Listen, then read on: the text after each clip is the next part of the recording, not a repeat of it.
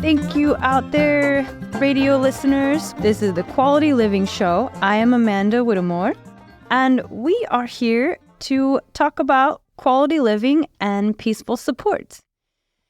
A lot of people do this naturally. Some people it's really difficult for. So we like to bring in different ways of talking about peaceful support and what is quality living. Me being a yoga teacher and working in the real estate world and end-of-life doula, it's all looks like it's very different, but it's all exactly the same. And the more we separate ourselves, the more we realize we're all one. And speaking of that, we have an extra human here in the studio today, and we're super excited. And so for our Quality Living listeners, we have Ncky Yuan here. Thank you for having me. Oh, yes, absolutely. Finally, we're so excited when we have unique and exciting people who bring total vital energy to the room. We love to have them in the radio station. Okay. I never see myself this way, but sure. But thanks for introducing me this way. Absolutely. Yeah. So with you being here in Brookings, one of our questions we ask our guests here is, how did you find Brookings, or did it find you? Well, you found us, actually. How far back you want to go? How far can you? How much time we got? We got 25 minutes. All right. I'll give a high level summary. Yes. Make story short, my parents we're from Hong Kong, and then at the age of 10, my dad wanted us to move to England, and then when I was 15, my dad finally got his green card in America, so he moved us from England to America. Mm-hmm. At that moment in time, we were planning on living in Crescent City. And then it turns out there was a house for sale in Brookings. Not showing off anything, just turned out to be one of the biggest houses there was. Mm-hmm. And my mom saw it and pressured my dad to buy it. So we ended up moving to Brookings. That's how we ended up here. That's a true story, yeah. Just like that. Yes. It was a very big culture shock, I would say, moving here. From just not from a different country, just from being in such a big city to such a small town. Mm-hmm. The pros and cons, there's no right or wrong. It's just a very different, different lifestyle. And there's not like a class or like not even my parents can prepare me for it. That's very unique view. Yeah. What would you like to know? Yeah, that's a good experience in itself. Is how would a parent acclimate the youth to being in such a culture shock, such a change from small town to big town? I would say, if you talk about parents, I would say my mom, she was obviously she's a good mom. She did everything she can to support me. I would say my dad, same thing, but he concentrated on building wealth. Let's just say it like that. Mm-hmm. I grew up not spending a lot of the time with my dad, to be honest, until he got his green card. That's when we're in the same location. Mm-hmm. But to be honest, I feel like since COVID, that's when we really connected. Wow. Yeah. It brought out the quality moments. Yeah. Seriously, it's kind of strange looking back on that. That's good. That's good. It's important to see, something that might have been so destructive to so much part of the world actually brought peace to your family. Oh, yes. It benefited me, actually, COVID. Okay. Good. Yes. I can tell you how it benefited me. Please tell me. And all of the listeners here on KCIW. Okay, sure. So I was working in New York. I had to go in the office 9 to 5 every day. Wow. When you say 9 to 5, you got to get up like an hour early, get dressed. take the train or bus to go to the office. Right. So it's 7 to 7. Yeah, exactly. And, at that moment in time, it seemed like the normal lifestyle.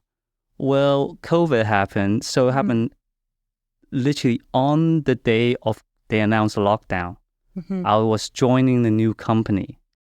So I started off this company just working remote. They sent me a laptop. So I was just working remotely. I had to learn how to operate remotely. And yeah, so first of all, I want to say my current boss, he's great, awesome. Okay.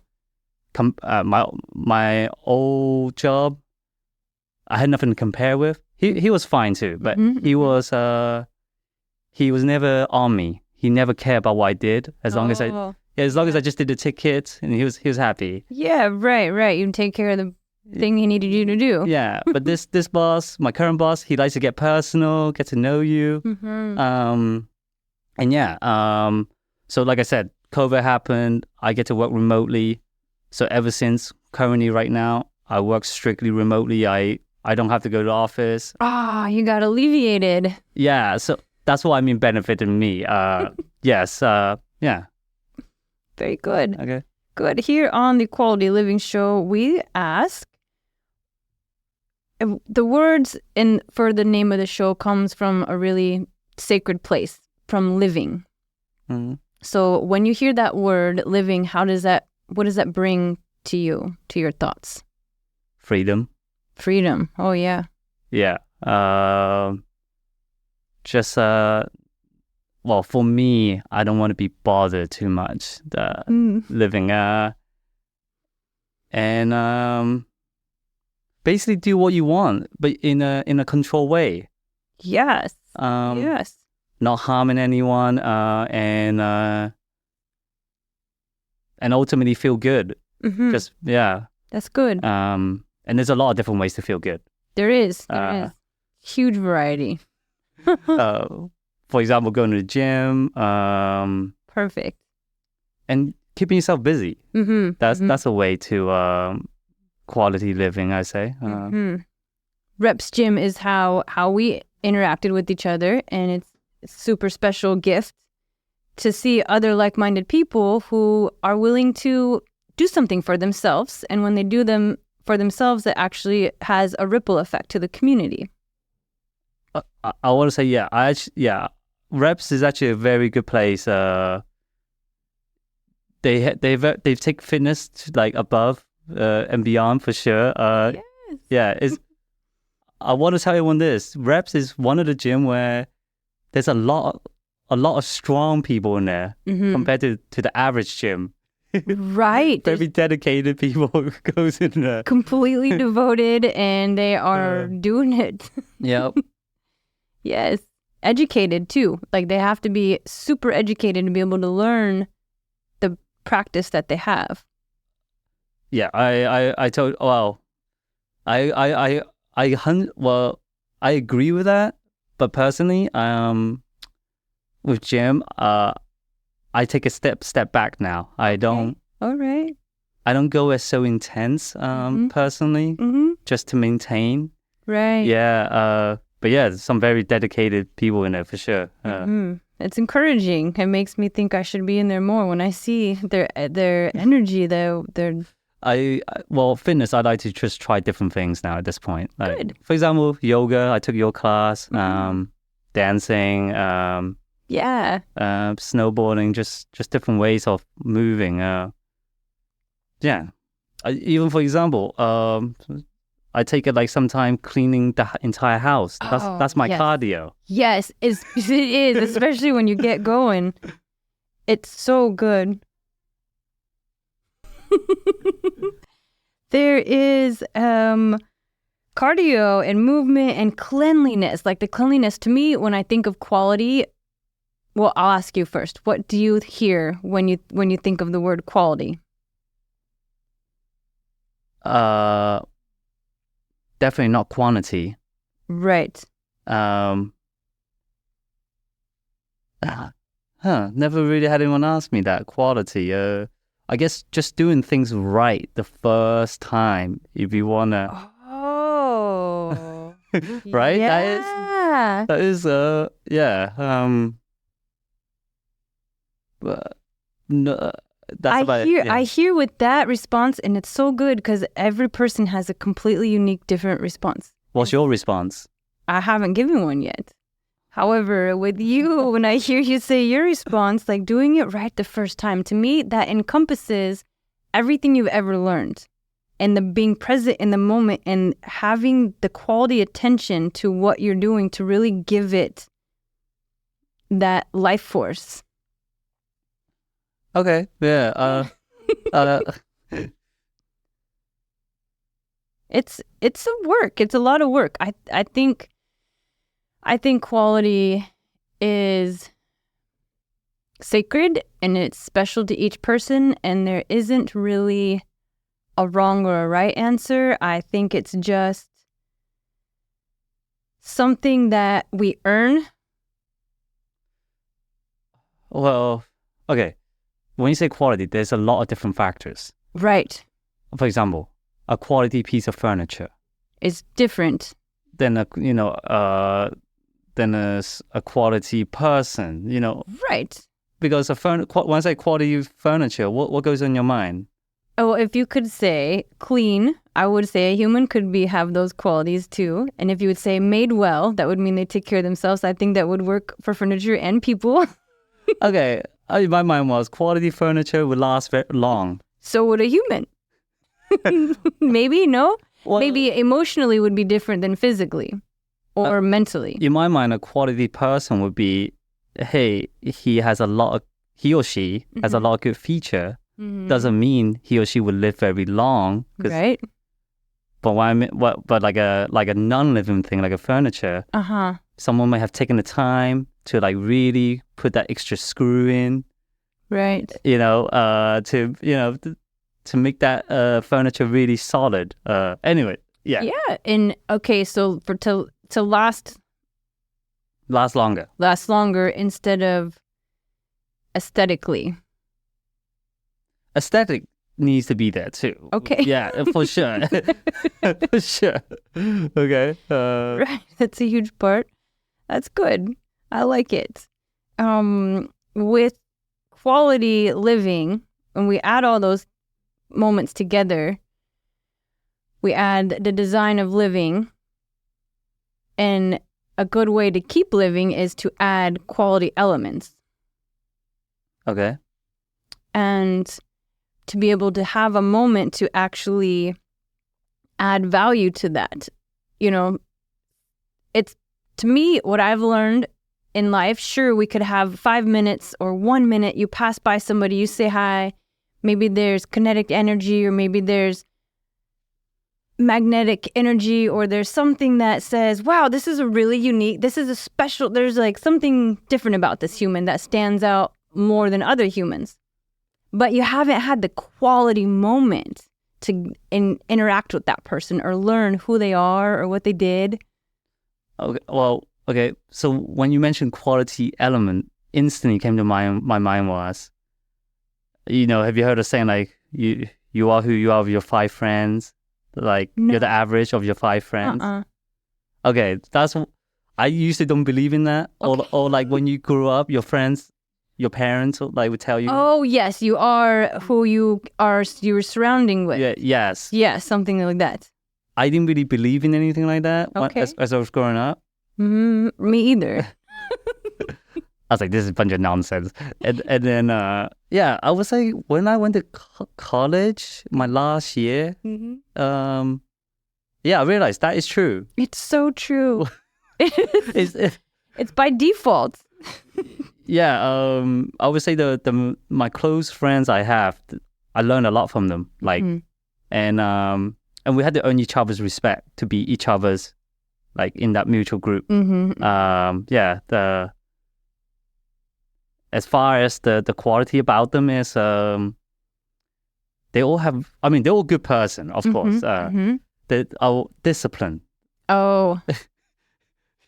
It sounds so obvious. It sounds so obvious. But I want to tell everyone, it's really important who your friends are, because the way you see how they discipline themselves and how they go about a problem or how they go about day to day, you can learn a lot from them, especially the successful ones. I want to tell everyone out there, like, surround yourself with some, in my words, high performance people. High performance people. Yes.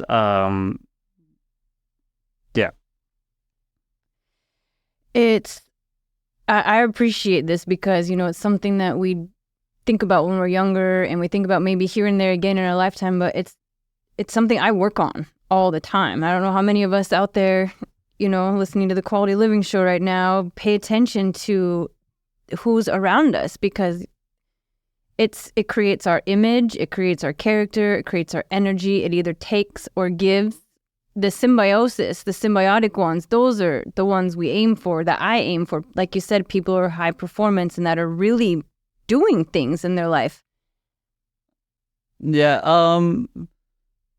Well, okay. Let me just give you an example of these friends I met that are quite important in my life. So I noticed one thing about them. They don't really go out their ways to cheat in classes. They're not even copying people's homework, nothing. I noticed they would sit there like for literally 2 days or 3 days to figure out one problem. with integrity. Yeah, that I noticed that thing about them. I want to be honest, I'm no angel. Before I met them, I was struggling in classes and I would like basically copy homework. It's just like, I just need to pass this class. You do what you got to do to get through. But then afterwards, I noticed about these kids, they don't. And then, the reason I became more disciplined is I realized I got to take these tests, and this test, you got to actually do it yourself right then and then. Yeah, you have to. You can't. There's no other way around it. Like, in order to pass the test, it has to be within. Yeah, and then so I was grinding myself, and I end up surrounding myself with these kids, and to be honest, they didn't really want to be my friends in the beginning. Really? Yeah, and then after a while, I figured out a really tough problem. They asked me, how did you figure out? So I showed them that you're actually, basically, you're not that dumb yourself. So they're like, okay, well, we should do homework together. But when we do homework together, they're very disciplined. They're like, let me do it myself first, and then let's see how the result is. Then we'll discuss. Let's not do the homework together. Right. Just be in the same area, working on your parts individually. Yeah. And that's what allowed me to do so well in my career, what I do. Because, once again, I'm not saying I'm like super smart, nothing like that. It's just that I don't ask people questions like, oh, give me the answer. I'll go do my own research first. Perfect. And then once I feel like, hey, I've done enough, I still can't figure out, then I go present what research I've done. Right. How far you've come with your... my what, depending on what it is, my prediction or what I'm trying to figure out. And then I was like, hey, now I'm at this point, how do I move forward? And they see, oh, this guy's like 90% there, let me just help him the other 10%. Right. And then after a while, you only get better. It's just that... then it becomes just that 1% just to... Oh, yeah, it depends. It depends how much headache you want to put yourself through. Right. Yeah, but yeah. And that's a good question here. Like, a good point is, in life in general, like, how... This comes from a yoga teacher. How much torture or how much pain or how much self-learning do we actually have to go through? How much of uncomfortness do we put ourselves through? My yoga teacher says to me in class, as we're all struggling through to get to this position because we haven't practiced as much as she has, and she's proving a point to us, saying that in order to get to this next step, you have to do the work first. And nobody was doing the homework. And it shows here in class, but you're all struggling through it. She says, all this shows us is that you take too much self-abuse. And you actually are beating yourself up instead of learning that you're not there yet. and you do need more practice and guidance to get there. Okay, yeah. The word torture, I agree with you on that. I've been through a lot of torture myself. You know what? It's good to hear that you do yoga and you went through torture. Yes. Yeah. I would think, because personally, okay, let's talk about yoga. I personally, I thought you're just genetically born very flexible. That's why you're able to hold these positions. Interesting. Yeah, no, I really thought that. But the fact that you just said you had to go through a lot of torture yourself to get to where you're at. So it sounds like that was not natural to you in the very... Yeah. Okay. Yeah. I've ripped a deltoid. Oh, okay. I've gone through other situations where, you know, we move things and it's not necessarily any teacher's fault. It's just us listening to our own body. Because if we think we can muscle through something or we can power through it or we can just move this one like this, then there goes the joint or there goes the rib. Yeah. Because we're using one of our brains, not all of our brains, and we have so many brains. Okay. I can't comment on that. I don't know how that part works. I do want to say this. To the people who are listening out there, especially who are on the younger side, maybe 21 or below. Nice. Okay. Yeah. Here on Quality Living. Yeah. Go through the torture now. Yes. And you will benefit later on. Not the second half, but like once you start your career. Correct. Because I've seen both sides. I've hanging out with kids who went through a lot of, when I say pain and torture, they've studied a lot. Exactly. Before they were 21. A devotion to stay inside their in skills. their books. Yeah, whatever skill they own. And they enjoy, now they're benefiting from it. Okay, if you don't mind me telling people, I do want to let people know this about tech, because that's one thing I never realized. My parents didn't know nothing about tech. No one ever told me to get into tech until senior year in college.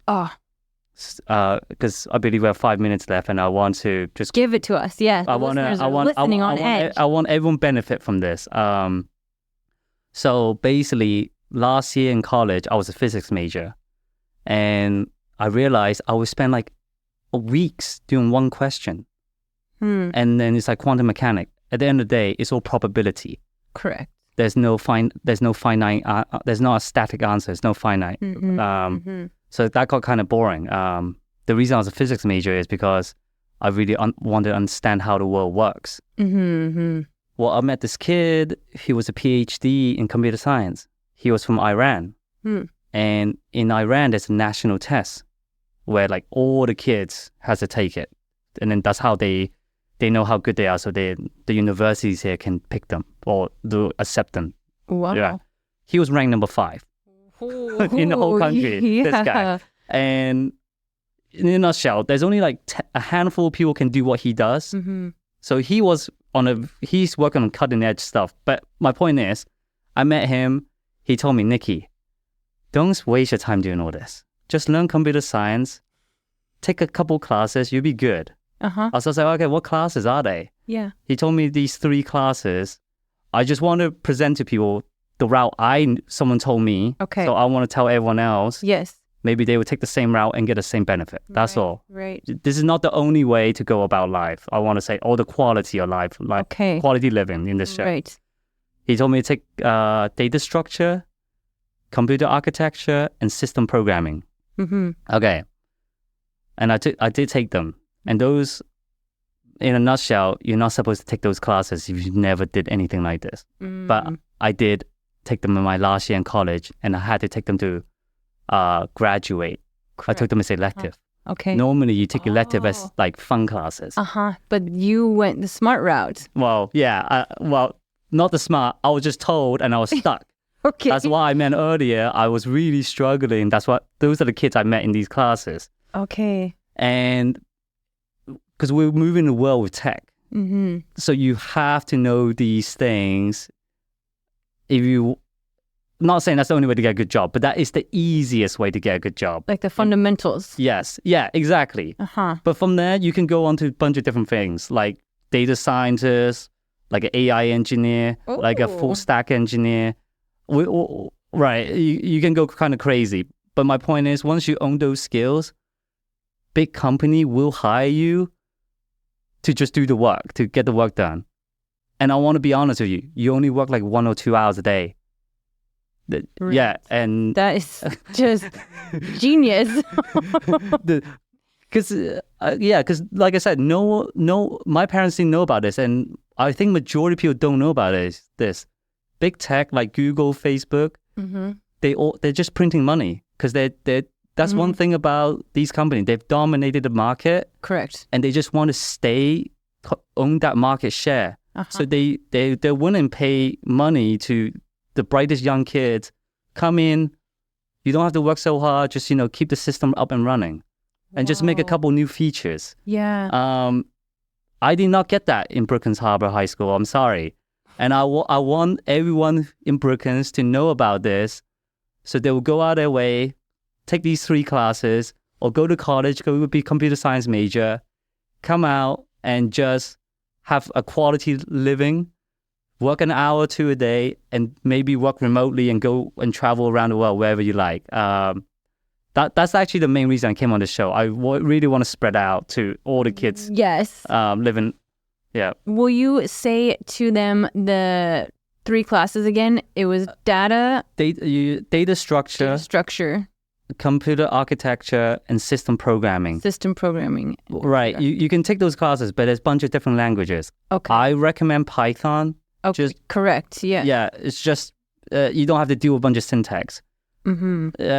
Yeah. Once you get there, you can move on to other stuff, whatever you like. Mm-hmm. Find the thing you like to do. Make a project, make a website, do something. That is the most beautiful way of providing peaceful support. And so we thank you for this gift to the community and to the youth, and that special key that we all wonder how we can do more. So thank you for providing. Thanks for having me. Yes, thank you, Nicky.